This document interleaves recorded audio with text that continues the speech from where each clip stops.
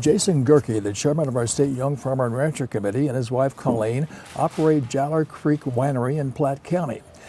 It's now a busy boutique winery, but when the Gerkes first decided to try their hand at growing grapes, they took baby steps. Originally, we only planted 250 vines because we figured that was enough to break a sweat, but not enough to break the bank if we decided we weren't even good at it or didn't like it. But we really did like it, so the next spring we planted more grapes, and the spring after that we really planted more grapes. So over the course of about 4 springs, we planted up to 7 acres of grapevines. Jason and Colleen now grow 3 varieties of grapes at Jowler Creek. We grow the Norton, which is Missouri State grape, a native variety. We grow Vignol, and we grow Traminette. Vignol and Traminette are white grapes that are becoming very popular and very enjoyable. But from those grapes and the grapes they buy from other producers, Jason and Colleen make 8 varieties of wines, ranging from dry to sweet. The red and white grapes are harvested at different times. Well, we harvested our white grapes, our Traminette and Vignol, the last weekend in August, and then we harvested our Nortons the first week in October. All the grapes are picked by hand, but that's not a problem at Jowler Creek. These are our bins from harvest, and so we actually have customers come out and help us harvest our grapes. So we had about 60 people out this year helping us pick Nortons. And so we actually start by giving them a yellow bin that can hold about 40 pounds of grapes, and then they pick into those, and then we come through with the tractor and put these on it, and then dump the yellow bins, smaller bins, into these, and then take them down to the winery.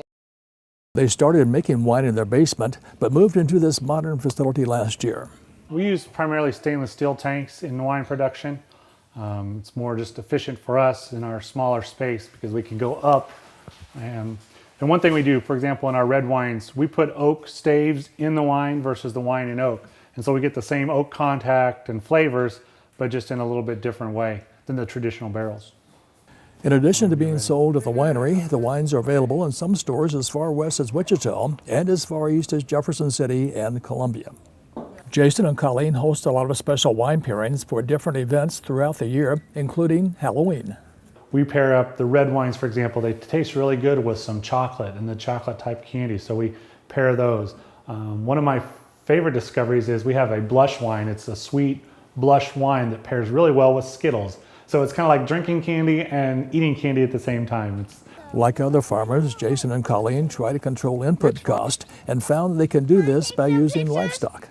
We actually use the sheep as our lawn mowers, and so you can see up where Jason's walking, the grass and the vegetation under the vines is a little bit longer, and that's because we rarely mow in there and we don't spray any herbicide. The sheep do all of that for us naturally. Another kind of unique thing that we tried was using sheep to help with our our chickens to help with our pest control in the vineyard. And so we actually tested around the chickens where their house is out in the vineyard. We put out pheromone traps, and the insect population around where the chickens are versus out away from the coop in the far corners of the vineyard is 50% less. So that's helped us reduce our pesticide use a little bit as well. Jason said while the chickens control the bugs, the coyotes try to control the chickens, and this is the lone survivor, but is still supplying the Gerkes with eggs. Jason and Colleen come from backgrounds that are definitely different.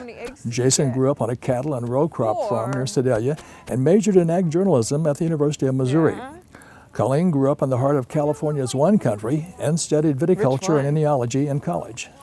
Jason has an off-winery job at a public relations firm whose clients are primarily involved in agriculture. Colleen was employed in the advertising department at John Deere, but left to take care of the winery and be a full-time mom to daughter Addison and son Sawyer. Jason says it's quite an honor to serve as chairman of our State Young Farmer and Ranchers Committee. And it's been a wonderful opportunity. We've got to meet so many people. I mean, just being on the committee is exciting and great to get to know other young farm couples from around the state. And then being able to kind of provide direction to our planning for the annual meeting or the annual Wife and R Conference has been great. There's so many things that we can do as young farmers in being more transparent and communicating with our consumers. And we had a lot of great programs that give all young farmers those ideas. And so it's been a lot of fun to work in that realm. Jason also serves as an advisory member of our state board of directors and serves on the resolutions committee. And what are the future plans for Jowler Creek Winery? Well, right now we have all the grapes that we're going to plant on our property right here. But we buy additional grapes from other growers in the region. My dad also has an interest in growing grapes, so he started propagating some vines where he lives. Gives it a little different microclimate and actually might be helpful because if we have hail here, it'll have a little bit of some risk management aspects that he's further away from us.